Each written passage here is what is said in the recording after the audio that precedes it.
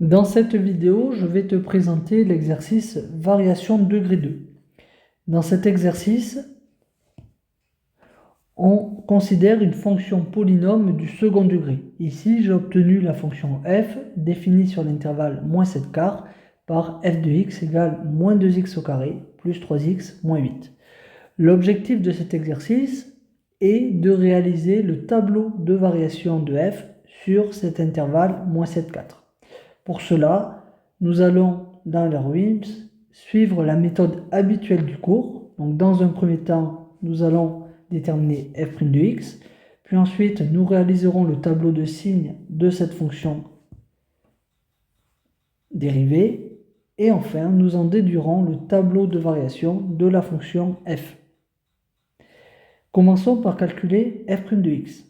Donc ici, on a que pour tout x appartenant à l'intervalle moins 7 4, f' de x est égal à moins 2 que multiplie 2x plus 3 moins 0. Ce qui nous donne, en simplifiant, moins 4x plus 3. On entre donc cette expression dans l'encadré f' de x de l'RWIMS. Donc on a obtenu moins 4x plus 3. Ensuite, nous allons devoir réaliser le tableau de signes de cette expression sur l'intervalle moins 7 4. Pour cela, nous commençons comme d'habitude par chercher la valeur où s'annule f' de x. On résout donc l'équation f' de x égale à 0. Donc cette équation est équivalente à moins 4x plus 3 égale à 0. C'est-à-dire moins 4x égale à moins 3, ce qui me donne x égale moins 3 sur moins 4, ou encore x égale 3 quarts. Donc pour x égale 3 quarts, f' de x vaut 0. Donc dans la première ligne, au-dessus du 0, on entre la valeur de 3 quarts, c'est-à-dire 3/4. Ensuite, nous allons devoir placer correctement les signes dans la ligne f' de x. Pour cela, nous pouvons remarquer que f' est une fonction affine, puisque f' de x est égal à moins 4x plus 3. Donc ici, son coefficient directeur vaut moins 4, qui est un nombre négatif. On commence donc, en utilisant la règle de seconde, par un plus. Donc ici, dans le tableau de signes, cela me donne plus 0, moins 1.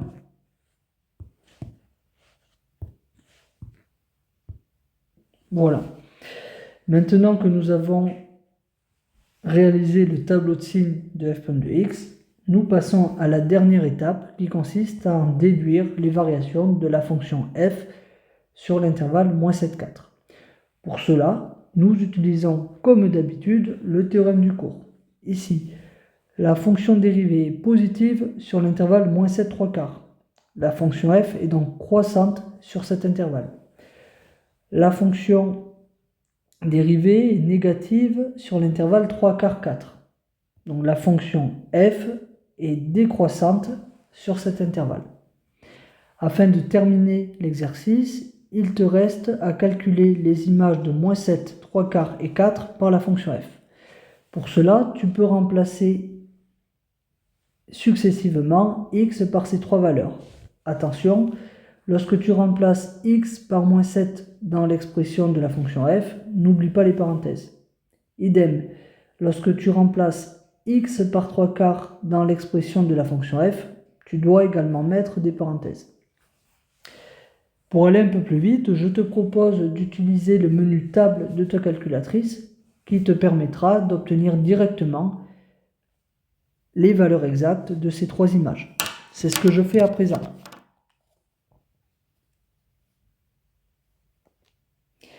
Donc ici, j'obtiens que l'image de moins 7 vaut moins 127.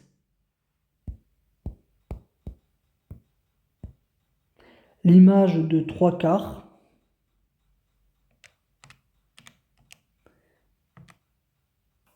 vaut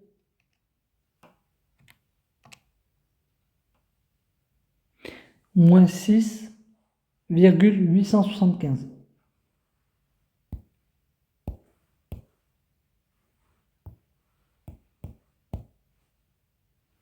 Donc ici, j'entre moins 6,875. Et enfin, l'image de 4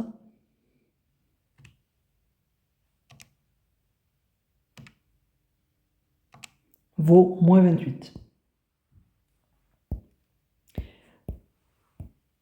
Alors ici, tu peux remarquer que les trois images que j'ai obtenues sont des nombres qui sont décimaux.